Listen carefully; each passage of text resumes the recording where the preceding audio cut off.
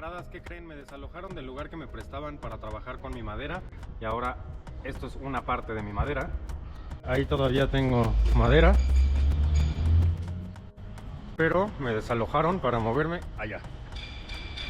Entonces me hicieron ese espacio especial, se los voy a mostrar.